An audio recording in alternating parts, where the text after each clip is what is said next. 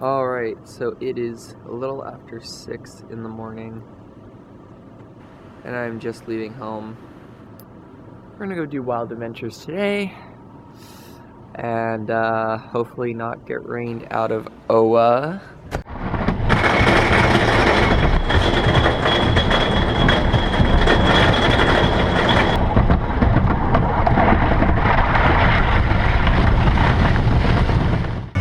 Alright, so we are here at Wild Adventures today, and they have a special festival today called La Fiesta, so they'll have some good food, live entertainment. Also, I haven't been here before, so I got new coaster credits to get. We'll start off first with the smaller ones right over here, the lower capacity ones. They're also in the front, so they'll probably be very busy all day. And then the rest of the vlog, I will voice over in post. First off was the Vekoma roller skater, called Outpost Express. Pretty much your typical Vekoma roller skater. You see it at a lot of Six Flags parks, even some Disney parks. Afterwards, I went over to the Mauer Wild Mouse, which wasn't open just yet, but once they did open, I was one of the first people on it, so I didn't have to wait too long, though its capacity was really low, so the people behind me seemed to have to wait quite a while.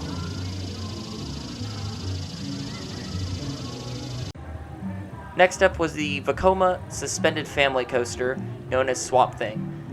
Also known as a hang and bang. If you've been on one of these, you know why it's referred to as one. They are not the smoothest type of coaster. They are just basically an inverted version of the roller skater. So there's really not too much to say, except this one was dressed up pretty nicely. It looked pretty good. 30 minutes into the park and I already got half of the coasters. Now it's time for the first big coaster in the park, which is the Vekoma Boomerang.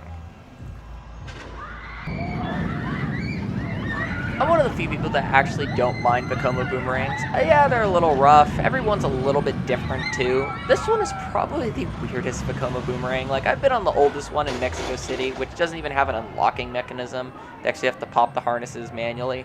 But I would say this one tops it for weirdest boomerang, just because the brakes don't disengage when it's coming out of the station, so it makes a loud grinding noise. And then on the reverse lift, you drop like a little bit, stop, and then go back down. It's really weird and really janky. I didn't think it was bad, but it definitely was one of the worst Vekoma boomerangs I've been on. Also, the tiger exhibit's like right next door. And we don't talk about this SNS tower, it's that bad.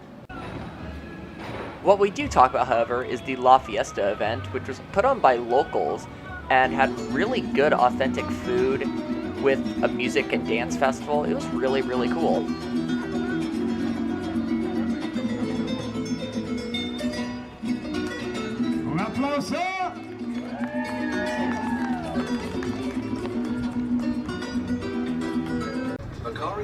So if you haven't noticed, this park is not really coaster based, it's more of an animal theme park. So they have this cool little miniature train that goes around the back part of the park, which has a lot of animal exhibits in it. Usually it's a little bit longer, but they're taking down Cheetah, their old wooden roller coaster. It used to go through it and behind it where there was more animal exhibits, but they've rerouted it to make it shorter during the deconstruction. Now, what happens to Cheetah, I have no clue. A lot of people was hoping it was going to get RMC'd, but from what I can tell, most of the structure is pretty much gone. I don't think it's going to be any. If it is, it's ground up. It's definitely not reusing much of that structure if it is. So I just went on it mostly to go see the animals, because really, not much to see from Cheetah except some old steel supports for the structure.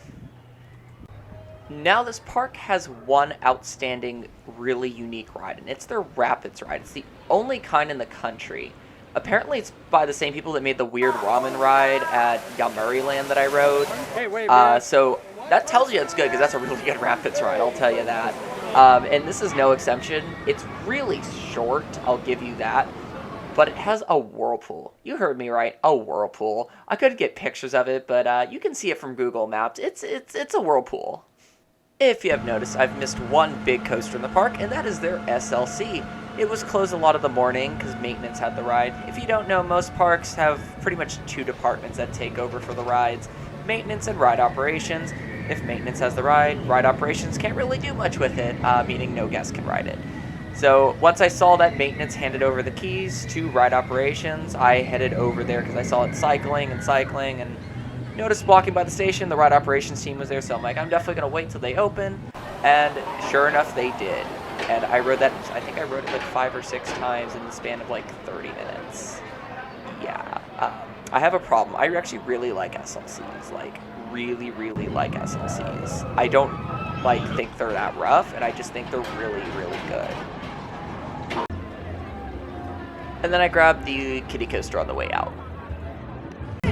Alright, so that concludes my visit, first ever visit to Wild Adventures here in Georgia. And I gotta say, you know, even though it doesn't have many big rides, and the rides it does have are very cookie cutter, like you gotta also see Boomerang, Roller Skater, Hang and Bang. I'm sure that Mauer's been cloned somewhere. I don't think I've ridden that exact model though, but I'm sure that model's somewhere else. Anyway though, even besides that, I think it's just a nice park. It's a very chill park. And I like the festivities they had today for the La Fiesta.